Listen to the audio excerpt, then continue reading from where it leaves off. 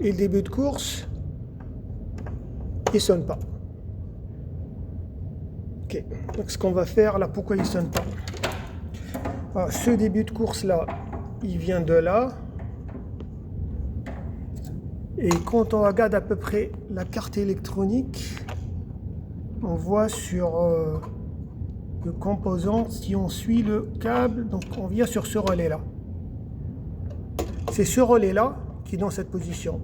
Donc là, ce que je vais faire, je vais essayer de le forcer en local et voir si ça sonne, que ça se trouve il est juste cramé. Donc là, si je fais ça, le début de course il est là. Voilà.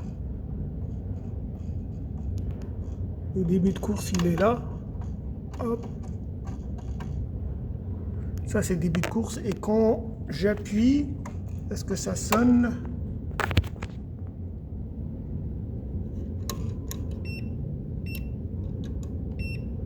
Ouais. Vous voyez? Là quand j'appuie, ça sonne. Quand j'appuie, le début de course sonne. Donc là, s'il y a un défaut de position d'attente, soit c'est parce que ce relais est HS, soit parce que ce relais ne s'enclenche pas, parce que la carte ne lui donne pas l'information. Donc là, pour en être sûr, ben, c'est simple, on va prendre ce relais, on va mettre un autre relais à la place, et on va voir ce que ça donne. Voilà, donc là on a le relais qui donne la position d'attente, on va le tester pour voir pourquoi il ne sonne pas. Donc ce que je vais faire, je vais générer une tension dessus et on va voir s'il colle ou pas.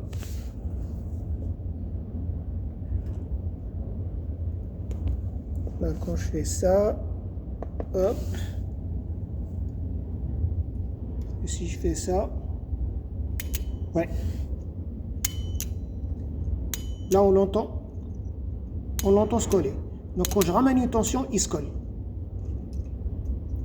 Là on entend coller. Donc apparemment le problème c'est pas ça. Là, vous voyez. Regardez.